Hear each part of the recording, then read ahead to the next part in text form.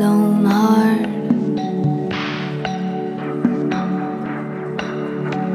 I'd see that siren smile while I'd find a way to breathe. But the way that your eyes shatter mine, I will be defeated. Shalom. We're starting today off going to Sarah's favorite place, Barnes & Noble. Yep. Gotta buy some books. You don't gotta buy some books.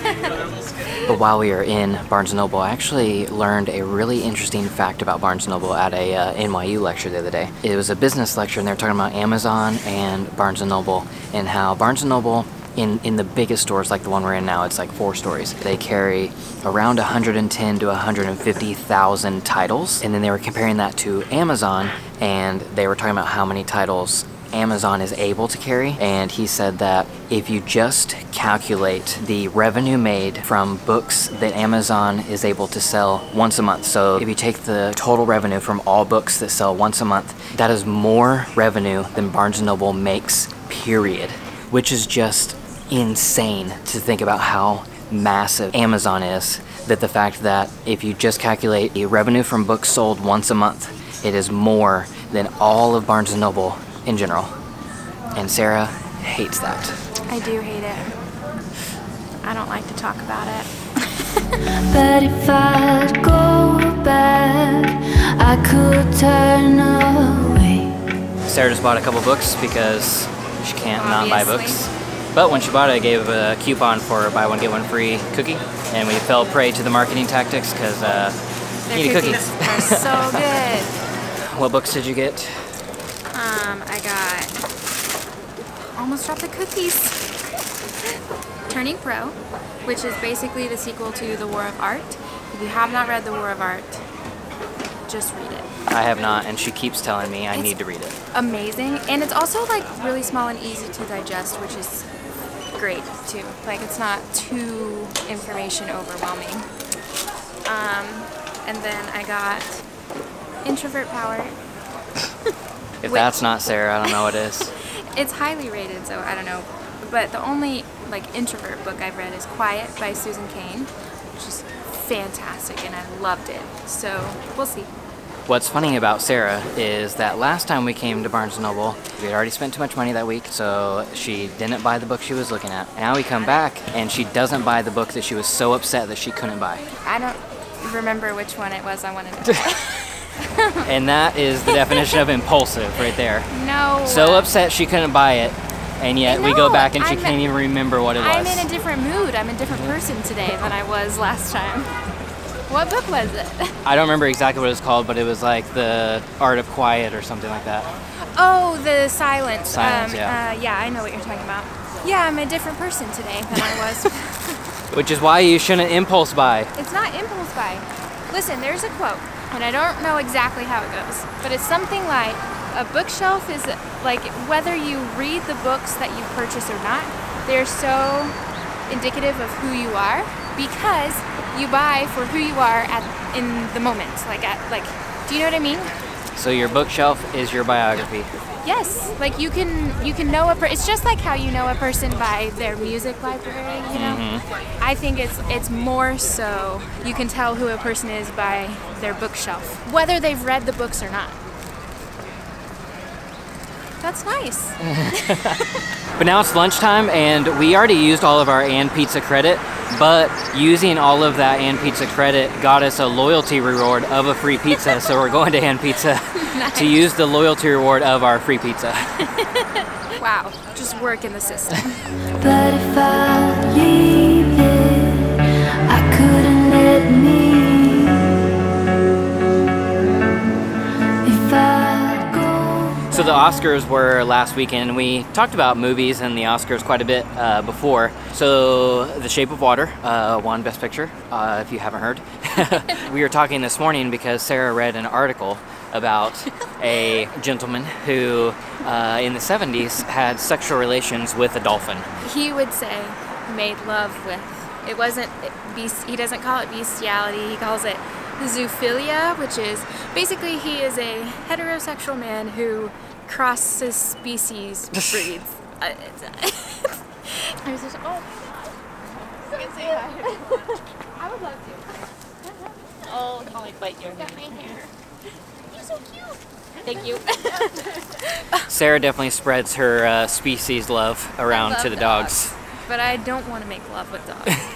But in the same conversation of The Shape of Water, another interesting thing is that The Shape of Water is being accused of plagiarism of 2 other works. Guillermo del Toro and the studio are denying that Guillermo ever even saw these works, but it's just interesting in general, just that 2 other people's writings featured very similar plot lines and themes of some sort of laboratory with a person who falls in love with the creature and wants to rescue it. Whether one of them was like a dolphin and one of them was like a fish creature. One of them even like was a custodian that like worked in a lab and then wanted to rescue this creature from the experiments that were being ran on it. And it's like that is like basically the exact plot of The Shape of Water. And it's just so interesting that people can have the same idea in something that's so obscure. Yeah, like, and completely independent of the other. Yeah. Like, so we were talking, Cody and I were talking about how in Big Magic, Elizabeth Gilbert talks about this, about how there's like ideas floating around in the universe, right? And when an idea comes to you, your job is to follow that idea, to write it down, to explore it, or whatever. And her theory is that if you don't, then the idea leaves you and goes to somebody else. And she used this example that this idea came to her for a book, and you know, she didn't do anything with it for a few years. And then one day she was sitting down and having a conversation with one of her friends, and she asked her friend what she was working on, and so her friend told her the plot, the characters, the setting, everything of the exact same book that she had not done anything with so far. And so she was saying that like the idea eventually left her, gave up on her, and like went to find somebody else. And I was saying how like it sounds very like, you know, kind of new agey or whatever, but sometimes like things like that happen and you can't really deny it. And then Cody has a different opinion, that it's not ideas floating around in the universe, but that it's logical, obviously. 2 people having simultaneous ideas, like I don't think the universe is like putting out that idea and people are catching it.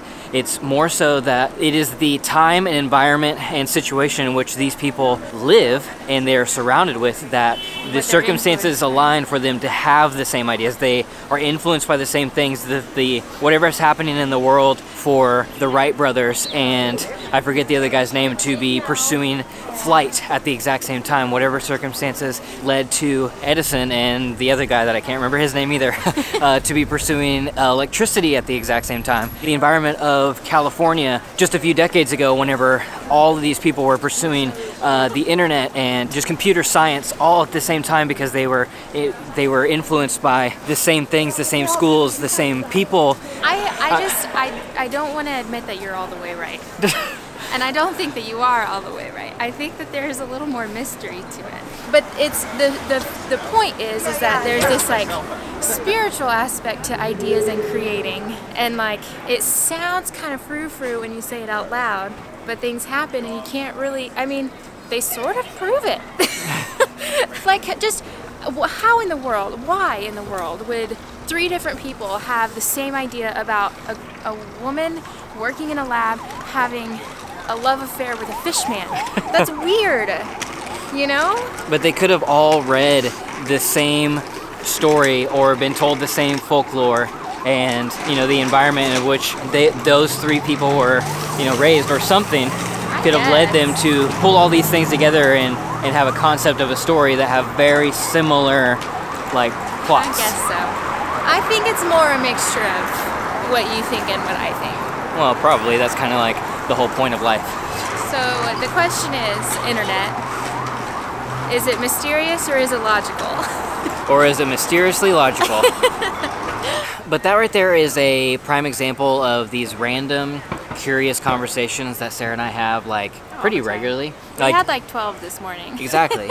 And I have this thought and this idea that we should start a podcast. And Sarah does not think that we should. And I basically wanted to ask you guys what you thought about it, because we have conversations like this, and even like conversations that make it in the vlog, we will put it in here. Even with this one that we just had, I don't know how much is going to get cut out, but like in most times we'll cut out I mean, we usually a lot. We usually sit down and talk about whatever we're talking about for like 30 minutes, and only like 2 minutes of it make it into a video. Yeah, you know? and so with us having these really what I consider interesting conversations, why we talk about them so long, it would be much more suited for a podcast, because there's not even really, like even the conversation we just had, there wasn't any reason for you just to be watching us have the conversation other than our facial expressions, but there's not necessarily a visual element to it, so it would be suited for a podcast.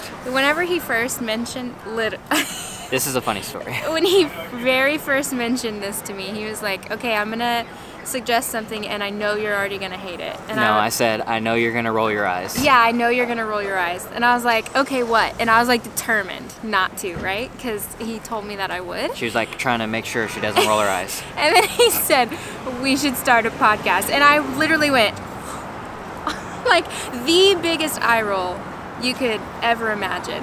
And then she was like... And then I laughed midway through the eye roll because I realized what I was doing, but I couldn't stop it. Yeah, she was like in the middle of the biggest eye roll ever, and then realizes, oh crap, I just eye rolled right after he told me I was going to. And so she just starts cracking up laughing. It was the worst eye roll I've ever... And even like a few days later, she was like, I really wish you were recording me whenever I did that. It was so bad. It was such a big eye roll, and whatever. I don't know. I don't listen to podcasts. It's not my preferred mode of information intake, I guess. I don't know. I'll do it if you want me to, I guess. So the question... Let me know. So I thought this could be an idea that we do, and I was thinking we could call it Deeply Curious, and just us talking about these weird or just whatever we want to talk about. Just all these deeply curious conversations that we have. Like another conversation we had today is what's the difference between humility and insecurity, and like the sexual relations with animals, and just a lot of different things. Yeah. So if you would be interested in a podcast from us, please let us know in the comments so that as we continue to explore this, we know that there would be people that even want to listen. Yeah. If not, we'll just keep having these interesting conversations alone. Yeah. But that being said, we have been recording these conversations for way longer than 10 minutes, so I'm sure this is enough for an entire video. So if you like this video, hit the like button, subscribe. If you're not, we make videos every Monday, Wednesday, and Friday on this channel. Sarah makes videos every Tuesday and Thursday over on hers, talking about books. Thank you guys for watching, and we'll see you in the next one. Bye.